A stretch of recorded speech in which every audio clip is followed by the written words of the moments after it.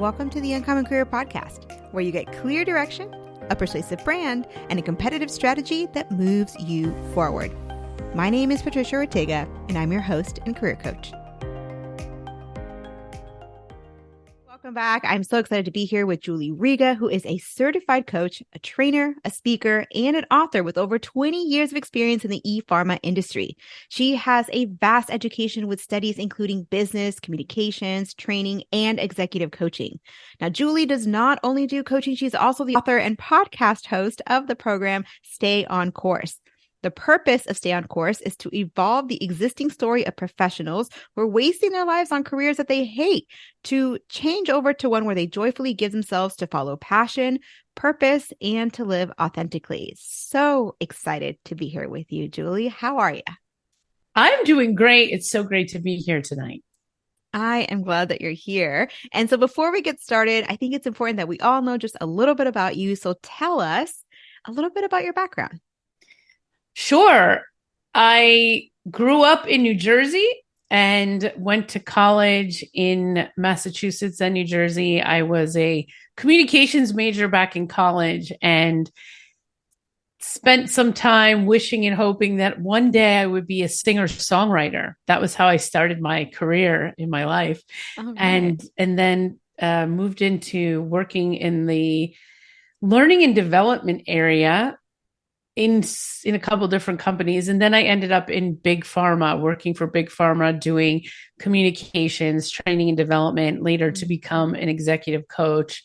And now I am the proud owner of a podcast, Stay on Course Ingredients for Success. And I was a co-author of my father's book. And what's that book called?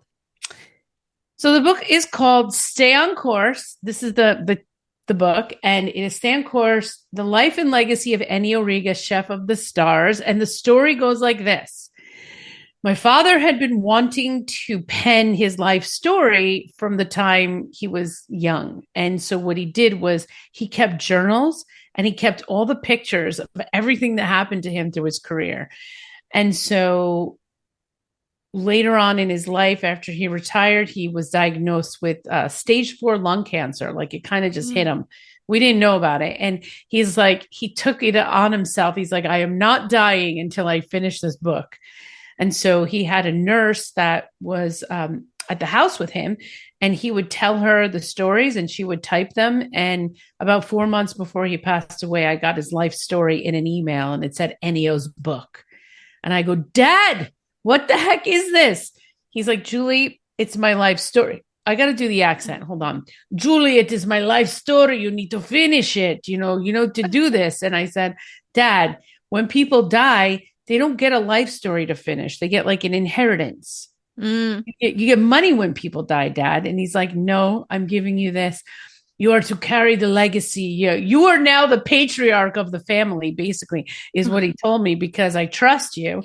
And so for 2 years after that, I finished his life story, learning so many lessons about legacy and about leadership and all the things that my father accomplished that I never got to know because my father was working all the time. So I got to learn about my dad in a whole new way by writing his book, finishing his book. Okay, that is amazing. And it almost sounds like it's intertwined a little bit with the content of today. Is that right? Yeah, I mean, it's all about staying on course. My dad used to say to me, Julie, if the world falls down on your shoulders, brush it off and keep going your way. Stay on course. And I think that stay on course is a very valuable lesson. It was for me when I was growing up, and it's still a valuable lesson now. I love that. I love that. Okay, so you've got this sort of treasure trove of learnings and insight, right, from your father. And then tell me a little bit. So you went into e-pharma. Tell me a little bit about that background. Yeah. So I was working in the pharmaceutical industry, like big pharma. And I worked for companies like Novartis, Bayer, Johnson & Johnson, and really just climbing the corporate ladder is what I did. I started my career in big pharma as an administrative assistant, and I climbed all the way up to director.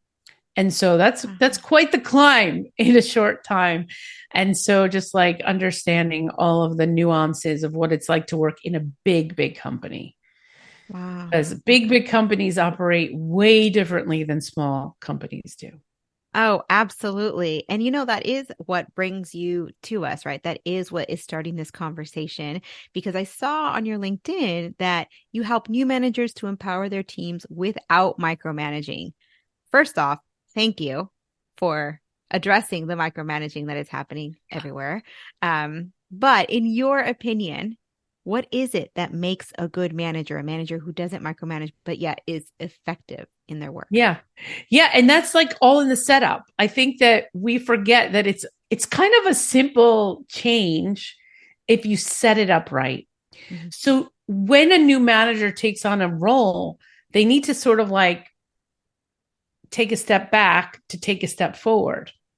Mm. And so what I recommend that new managers do is reset the team completely, create team norms, create team rituals, and build strategy sessions. Mm. So I tell all of them to start off with a strategy session so that they can bring all the team members together and build the strategy together. What you want to do is bring people into your world so that they can input and give the knowledge that you may not have, especially as a new manager.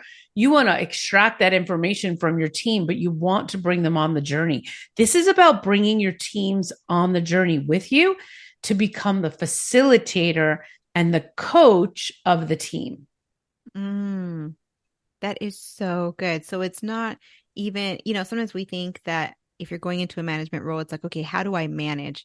But you're saying, don't even start there. Take a step back and sort of develop the culture, soak in the culture, and then like develop the culture before you go anywhere else. I love that.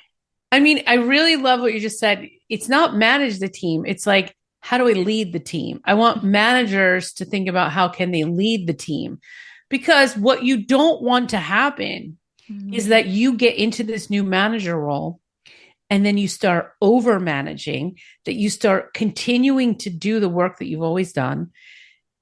Managers need to take a step back and look at the landscape in a new way. And so what I do in my program is I help them build some muscle around these skill sets, facilitating, strategic thinking, communicating, building the operations playbook that everybody contributes to. So it's a team effort, and you bring the team along with you along this process so that you're not micromanaging, you're not over managing, and people like you. You want to be liked. You want to be liked along the journey. You want your team members to take accountability. You want them to be able to speak up because you want to actually tap into their expertise. And there's the other piece to this that I didn't really talk about is their own personal self and their own personal growth, because they need to be okay with that they're a facilitator of the team. It's no longer about them succeeding. It's about the team succeeding. And that's huge. That was going to be my follow-up question. So we are so on the same page of, when you're a first-time manager, inevitably, because we're human, those insecurities come in of having to like, okay, how do I assert myself? And how do I, show that I know what I'm talking about? And those are the types of things that lead to the micromanaging in the first place, right? Trying to make it about you. But like you mentioned, a good manager is first a leader. I love that. I love that. So in your opinion, what is the first step or skill to better leadership? We talked a little bit about awareness already. You shared some gold nuggets, but essentially, how can professionals who are currently individual contributors start to move in and develop those skills to be in a future management position? That's a really good question. And I'm going to answer it. I'm not sure if this is going to make sense to a lot of people.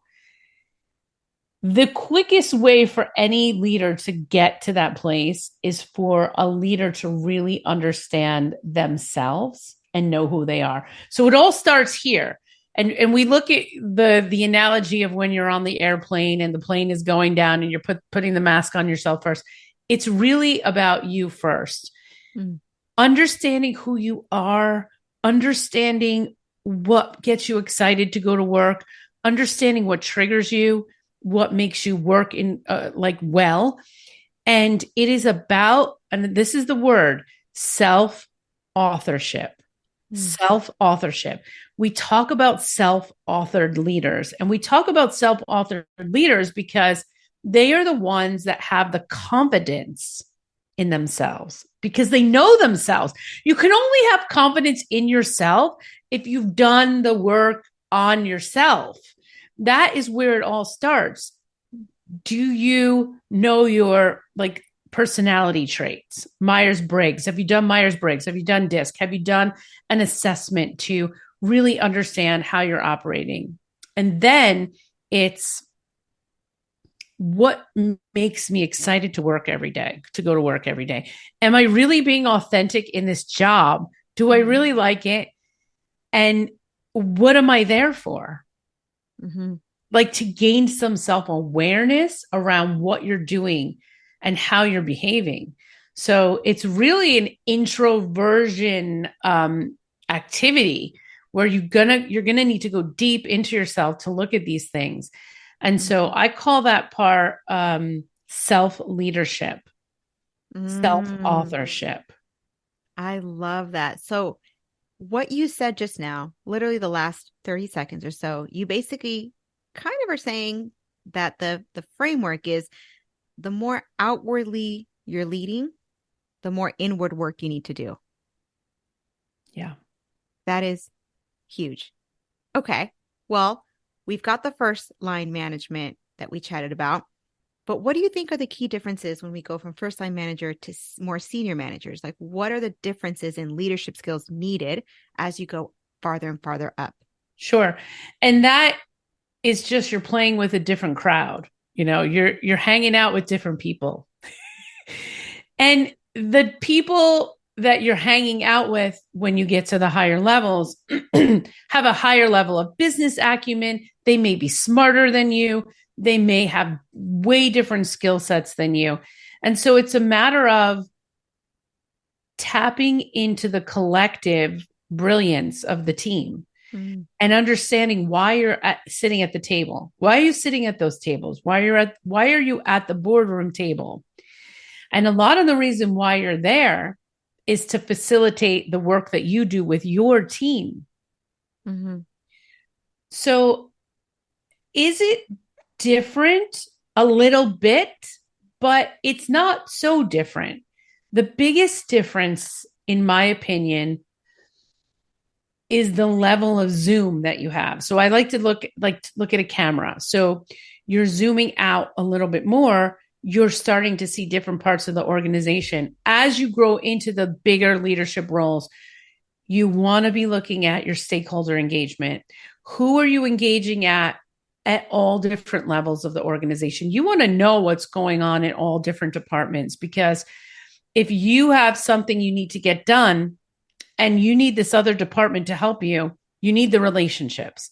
So I think that's the biggest part here, is that as you grow up into the organization, it becomes more about the relationships than the actual work that you're doing. Mm-hmm. And it becomes more about the communication and the relationship part.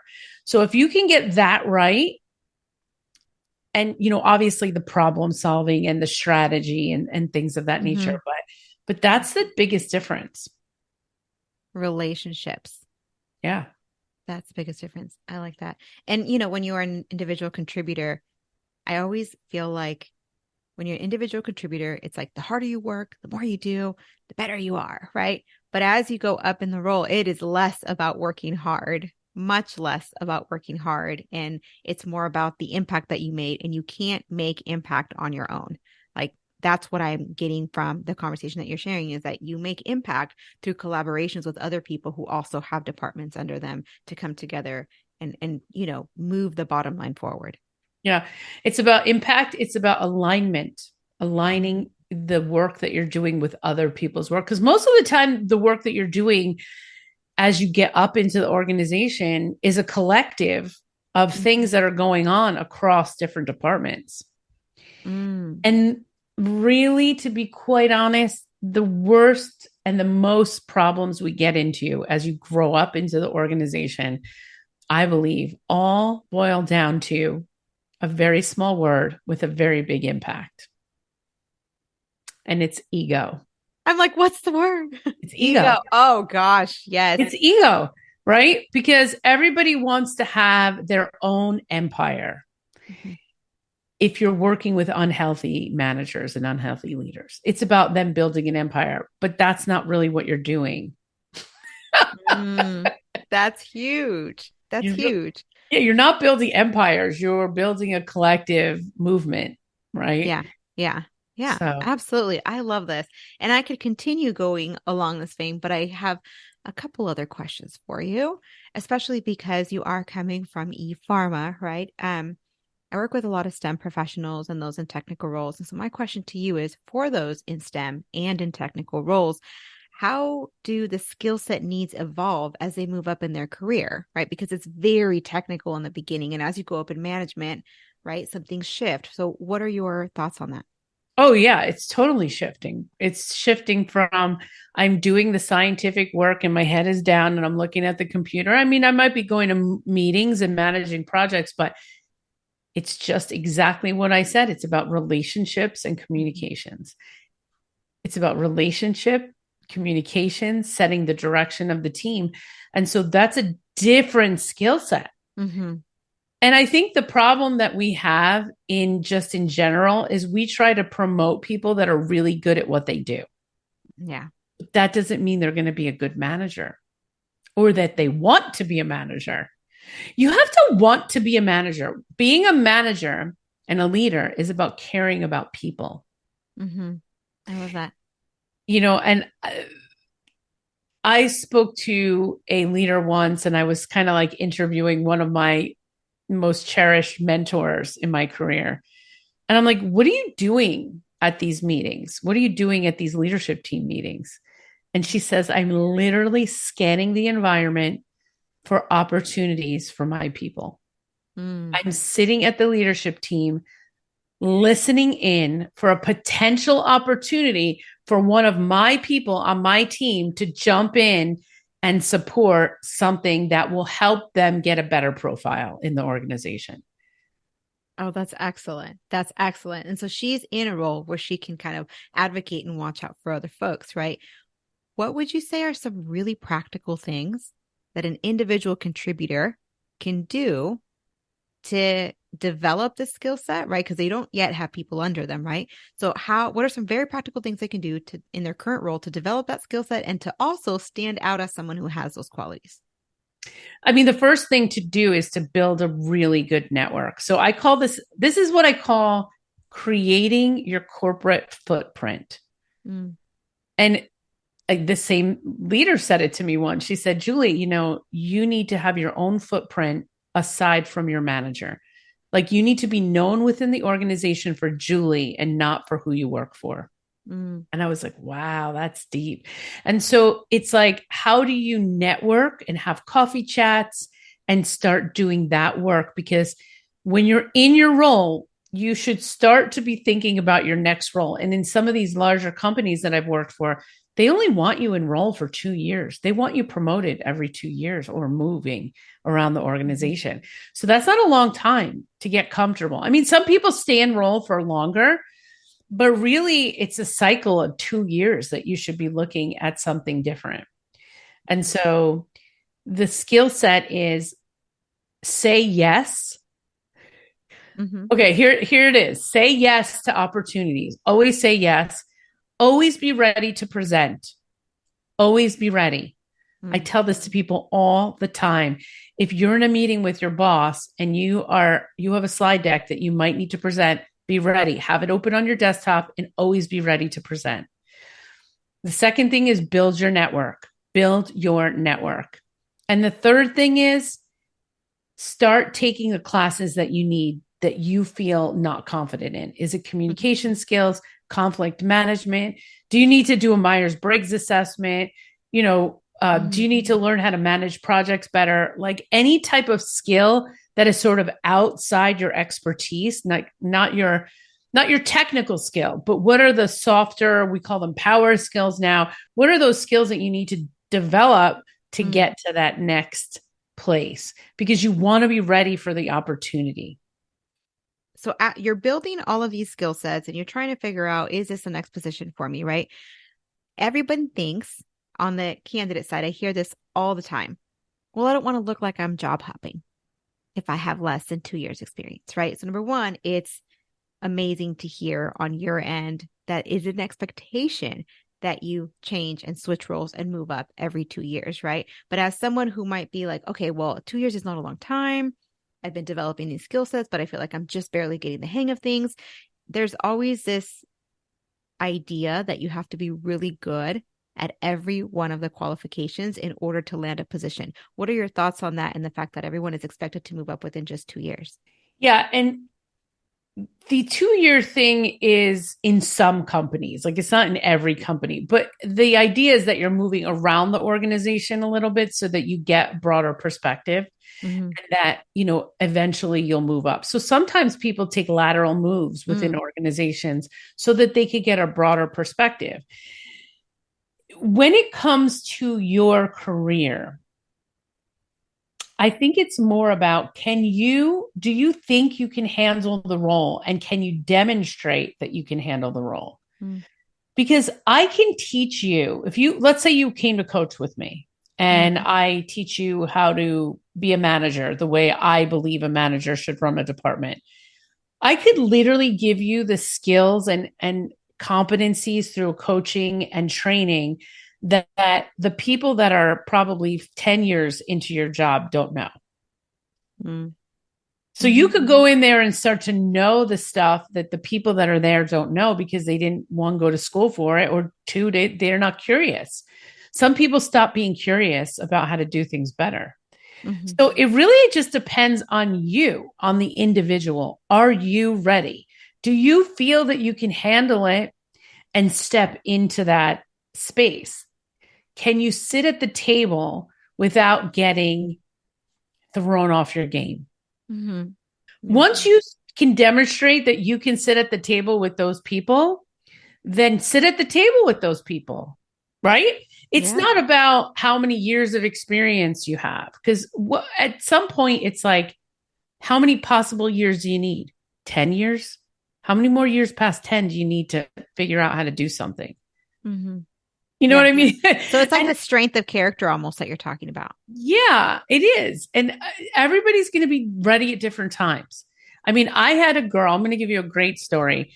I had a young girl who started working with me at 19 years old. She was my intern. And within 5 years, she was like becoming a manager.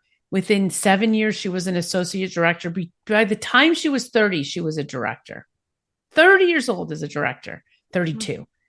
And I told her, I said, listen, stay with me and I will show you the way, and you will exceed me by 10 years. You will get to where I got to, but you'll get there 10 years earlier. I believe she got there 10 years earlier, maybe a little bit earlier than that. But because she had a mentor, she had a coach, she had somebody to watch them do something. If I showed you how to do something 7 times, you would learn it. Yeah, absolutely. You would learn it. And so you learn these different techniques and then you marry it with the confidence. And that self-authored leadership. That's the part, right? That's the part that people wait forever to get, but you don't have to wait forever to get it. It's about how curious are you about yourself, and when are you ready to level up? When are you ready to really face yourself? A lot of times this happens when people go through trauma. They go through a trauma and they're like, okay, the way I was doing my life before, or they go through a bad situation at work, I can't keep doing it this way anymore. So when you can't keep doing it that way, you hit your head against the wall so many times, you have to start doing it differently. And so that's why people hire coaches. That's why we get you there faster, because we know the tools, the knowledge, and behaviors you need to get into those places where you can sit at the table and have the confidence you need to blow it out of the Absolutely. water, right? Whatever you want to call it. What do we say? Destroy the stage, crush the stage, whatever you want Crush to the call it. stage. Crush Crush the the stage. stage and live and have the career that you always dreamed of having. One thing that I do want to say here is that you want to be passionate about what you do. Mm. You don't want to just have a job because you're making money. That's not authentic. That's not real either. Sometimes people get into these higher level roles because it's what I call the golden handcuffs. Mm-hmm. And then you get stuck and you're like, well, I like this part of my job, but and then you turn you're in your mid 50s, 60s, and you're like, oh my gosh, what did I do with my life? And you're having How did I regrets. even get here? I feel like if you can get up every morning and enjoy what you do, life is so much easier. Oh, absolutely. Around. Absolutely. Absolutely. Interesting. I love that. So, okay. So we've talked about first line managers and what skill sets they need. We've talked about, moving up in your career. We've talked about what it looks like for STEM and technical roles. As managers in any industry start moving up, there's these mindset shifts that kind of have you see little patterns here and there in our conversation, right? If you were to summarize it in 2 or 3 of the biggest mindset shifts that are needed as you go from individual contributor up into manager, middle manager, and even executive, what are those mindset shifts that need to take place in order to be a competitive candidate? I think the biggest mindset shift initially is that you are no longer an individual contributor and you're a team leader. And so there is a big shift there. You need to start doing the activities of a team leader and letting go of the activities of an individual contributor and start thinking like the leader. That is the first shift that needs to happen. The next shift is for them to kind of really get that this is no longer about them and their mark in the world. And it's really hard because as a new manager, you don't want your people to outshine you. But eventually that needs to happen too. Mm-hmm. So eventually you need to work yourself out of a job if you really want to get up in the ranks. So it's about you constantly recreating yourself so that you can then not be needed and you can move up to the next place. So it's like, how can I do this job, find the person on the team that's going to be my replacement and mentor them so that you can get up to the next level. And that's kind of like what should be happening, right? It should be happening like that. You should be thinking that way. Who's replacing me? What happens if I get hit by a car tomorrow? Who's taking my job? Right. And the organization needs to be thinking about that as well, especially in these really important roles. That's why they do the talent management reviews and things like that. But it's just the shift is those incremental shifts. Mm-hmm. And then, how can I look out for the well-being of my people? How can I look out for the capability building of my people? How can I look out for opportunities for my people? It starts to be for my people, for my people, for my people. Mm-hmm. Not like, how am I going to get to the next, to the next, to the next? It just becomes that. And then organically it becomes you getting to the next level. Yeah. As well. And it's like a servant leader, right? That is sort of like a side effect of doing a good job, which that the core of it is helping other people kind of come into their own, find their skill set, develop their skill set and move up. The side effect is you actually kind of going into a new position. Yeah. Right. Okay. It's the servant leader. It's like Jesus washing the feet. It really is, right? There's actually a Bible verse that I'm reminded of now where it's like, you can't take the place of honor because you'll be bumped down, right? But if you take the lowest place, then the host will come and like move you. It's kind of like, in a sense, in that way, because you mentioned you got to put your ego down. You got to always like set yourself aside and bring other people up instead. And then you will organically, right, move up like that. You will do much better if you do it that way. Mm-hmm. You will be a successful leader. You will be the one that people don't want to leave. They won't want to leave you. They won't want to leave because you'll be the best manager they ever had. Nobody wants to leave good managers, really. They want to leave bad managers. They want to run from bad managers. And that destroys the organization. It's the first line leadership that really become the problem of the organization, because once they get higher up, these people higher up have done the work on themselves. They're no longer threatened. It's at the lower levels that people get threatened because they just got out of it. They're still transitioning into the leadership mindset. And we are not training these managers to think like leaders. We're trying to train them to be managers. We should be training them to be leaders, not managers. Yeah, absolutely. Gosh, we've covered so much ground. I could go on forever, but I want to be cognizant of your time. So we're going to slowly start to wrap up, but I thought it would be cool to have a couple of quick fire questions just for people to get to know you on a little bit more personal side. And so I'm going to ask you some questions. These are very difficult questions. Are you ready? I'm ready. All right. You find a bug at your house, so you're the person who kills it, or do you set it free? I kill it. Oh, you're so mean. Are you street smart or book smart? Am I street smart or book smart? Mm-hmm. I'm like half. I can't say I'm either. Okay. That was a safe one. Fresh food or fried food? Oh, man. I love me some fried food. So all right. Team fried food. Cautious or bold? More bold, probably. Okay. I sense that too. More bold. Night owl or early riser? Early riser. Wonderful. Okay, now let's just imagine we've got a sea of people here, and they're all going to listen to what you have to say for the next 60 seconds. What do you think they need to hear? Do the work on yourself. The beginning of greatness is you finding out more about you and your purpose and how you operate and what triggers you. By you being a Jedi ninja on yourself makes you that much better of a leader. I love that. Work on yourself.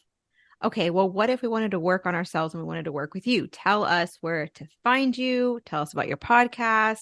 How can we get in contact with you? How can we work with you?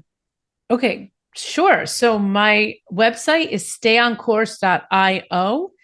All of my information is there. You can learn about my book, my program that I'm launching. So I'm launching a group coaching program for new managers and managers that perhaps haven't gotten trained as well. And that can be found on my website. My podcast can be found at stayoncourse.studio, and my website is stayoncourse.io. And so you can go to my website and find out all about my programs, my coaching, my manager training program, and also there's some interesting speaker reels that I have on there as well, because I do professional speaking as well.